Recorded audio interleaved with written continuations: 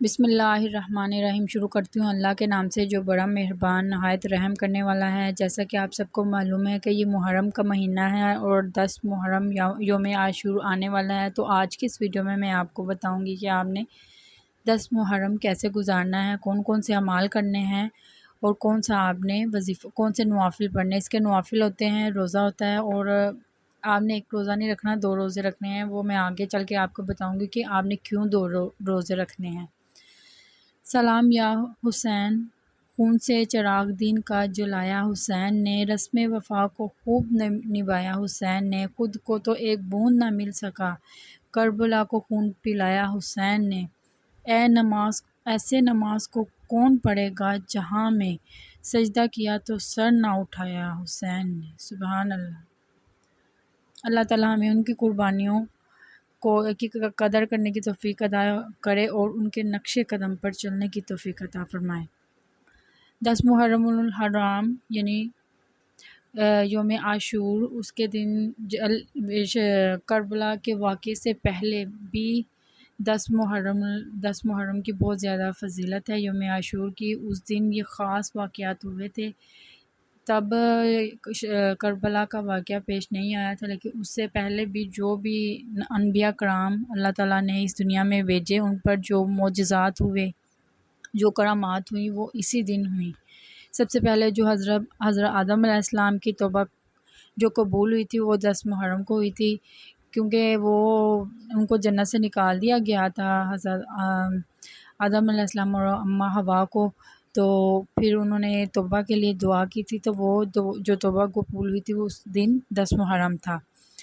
اس کے علاوہ فرعون سے حضرت موسیٰ علیہ السلام اور ان کی امت کو نجات ملی۔ فرعون اور حضرت موسیٰ کا جو واقعہ وہ بھی بہت ہی زیادہ مشہور ہے کہ حضرت موسیٰ علیہ السلام کو فرعون سے نجات ملی تھی۔ اسی دن فرعون کی جو قوم تھی اس کو غرق کر دیا تھا، وہ دن 10 محرم تھا۔ اس کے علاوہ کشتی نوح اور اسی دن جودی پہاڑ پر ٹھہری تھی۔ کشتی نوح کا واقعہ بھی آپ کو پتہ ہے کہ وہ جو دریا میں ڈوبی تھی، تو وہ اسی دن جودی پہاڑ پر ٹھہری تھی۔ حضرت یونس علیہ السلام اسی دن مچھلی کے پیٹ سے باہر آئے تھے۔ یہ بھی ایک واقعہ ہے حضرت یونس علیہ السلام کا کہ وہ مچھلی کے پیٹ کے اندر چلے گئے تھے، اور جس دن وہ نکلے تھے اس دن بھی 10 محرم تھا۔ حضرت یوسف علیہ السلام کا کنویں سے نکلنا، حضرت یوسف علیہ السلام کا بھی واقعہ ہے کہ ان کے بھائیوں نے ان کو کنویں میں پھینک دیا تھا، تو جس دن وہ نکلے تھے وہ 10 محرم تھا۔ حضرت عیسیٰ علیہ السلام کی ولادت اور آسمانوں کی طرف اٹھایا جانا اسی دن میں ہوا۔ جیسا کہ ہم مسلمان ہیں، ہمیں یہ پتہ ہے کہ حضرت عیسیٰ علیہ السلام کو اللہ تعالیٰ نے زندہ آسمانوں پہ اٹھا لیا ہے، اور وہ جو ہے نا واپس آئیں گے، تو ان کو اللہ تعالیٰ نے آسمانوں پر اٹھایا تھا، وہ بھی دن 10 محرم تھا۔ حضرت داؤد علیہ السلام کی توبہ قبول ہوئی، حضرت ابراہیم علیہ السلام کی ولادت ہوئی، حضرت یعقوب علیہ السلام کی بینائی کا لوٹنا، اسی دن جناب رسول اللہ صلی اللہ علیہ وآلہ وسلم کی اگلی پچھلی لغزشیں حق تعالیٰ نے معاف کر دی۔ یہ 10 واقعات شارح بخاری علامہ عینی نے ذکر کیے ہیں۔ اس کے علاوہ حضرت آدم علیہ السلام کا نبوت کے لیے منتخب ہونا، حضرت آدم علیہ السلام کو 10 محرم کو ہی نبوت کے لیے منتخب کیا گیا۔ حضرت ادریس علیہ السلام کا آسمانوں کی طرف اٹھایا جانا، حق تعالیٰ کا ابراہیم علیہ السلام کو خلیل اللہ کا لقب دیا، وہ بھی 10 محرم تھا۔ حضور اکرم صلی اللہ علیہ وآلہ وسلم کا حضرت خدیجہ سے نکاح بھی اسی دن ہوا، 10 محرم کو ہوا۔ اسی دن قیامت آئے گی، 10 محرم کو ہی قیامت آئے گی۔ اسی دن سیدنا حضرت حسین رضی اللہ تعالیٰ عنہ کی شہادت کا واقعہ پیش آیا، یعنی 10 محرم حرام کو یہ واقعہ کربلا کے دن کربلا کا واقعہ تو ہم سب جانتے ہیں۔ 10 محرم کو حضرت حسین رضی اللہ تعالیٰ عنہ نے اپنی جان کا نذرانہ پیش کر کے اس دن اسلام کو بچایا، اس کی حفاظت کی، قرآن کی، دین کی، اسلام کی رہتی دنیا تک جو ہے اس کی حفاظت فرمائی۔ سارا سال امراض سے حفاظت، 9 اور 10 محرم کو آپ نے روزہ رکھنا، محرم کی 9ویں اور 10ویں کو روزہ رکھیں تو ثواب پائیں گے۔ آپ نے ایک روزہ نہیں رکھنا، آپ نے 2 روزے رکھنے ہیں، کیونکہ ایک روزہ وہ یہودی کی مانند ہوتا ہے۔ آپ نے یا 9-10 کو رکھنا یا 10-11 کو، ایک آپ نے کبھی نہیں رکھنا، کیونکہ وہ یہودی رکھتے ہیں۔ آگے چل کے میں آپ کو بتاؤں گی کہ وہ کیوں رکھتے ہیں۔ تو انشاءاللہ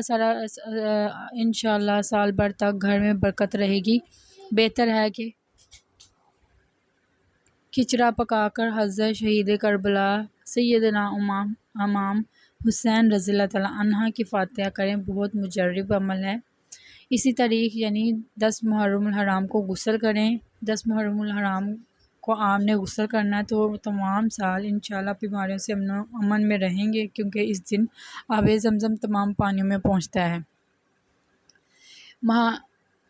فرمان مصطفیٰ مجھ پر درود پڑھو، اللہ تعالیٰ تم پر رحمت بھیجے گا۔ ماہ محرم کے روزے کی فضیلت، رسول اللہ صلی اللہ علیہ وآلہ وسلم کا فرمان عظمت نشان ہے، رمضان المبارک کے بعد افضل روزے محرم کے ہیں۔ محرم کے روزے رمضان کے بعد افضل ترین روزے اللہ تعالیٰ کے مہینے محرم کے ہیں۔ آپ صلی اللہ علیہ وآلہ وسلم سے عاشور کے دن کے روزے کے بارے میں پوچھا گیا تو آپ صلی اللہ علیہ وآلہ وسلم نے فرمایا، یہ پچھلے ایک سال کے گناہوں کا کفارہ ہے، یعنی اس ایک سال کے روزے ایک سال کے گناہ معاف کر دیے جاتے ہیں پچھلے سال کے۔ سیدہ ربیع بنت معوذ کہتی ہیں کہ رمضان کے روزے کی فرضیت یعنی فرض کے بعد بھی ہم عاشور کے دن روزہ رکھتے اور اپنے بچوں سے بھی رکھواتے تھے۔ انہیں ہم ان کا کھلونا دے کر بہلا رکھتے، جب کوئی کھانے کے لیے روتا تو وہی دے دیتے، یہاں تک کہ افطار کا وقت آ جاتا۔ یعنی اس روزے کی اتنی فضیلت ہے کہ وہ اپنے بچوں کو بھی رکھوائیں، خود بھی رکھیں اور اپنے بچوں کو بھی رکھوائیں۔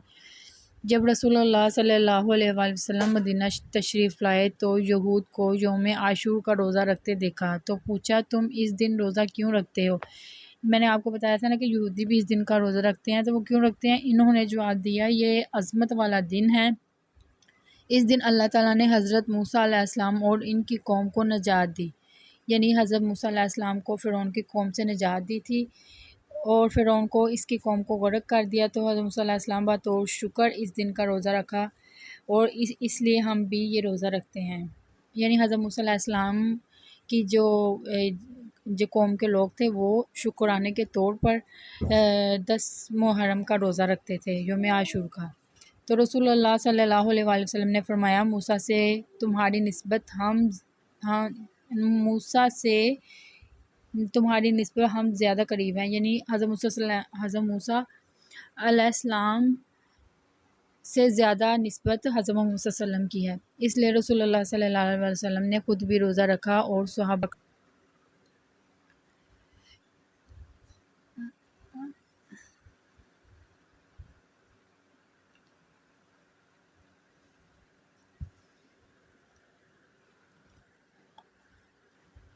یہ جو ہے نا یہ تب کربلا کا واقعہ پیش نہیں آیا تھا، اس وجہ سے جو ہے نا واقعہ کربلا سے پہلے یہودی بھی یہ روزہ رکھتے تھے، تو عام نے ایک روزہ نہیں رکھنا، 10 محرم کا نہیں رکھنا، 9 اور 10 کا رکھنا یا 10 اور 11 کا، 2 روزے رکھنے ہیں۔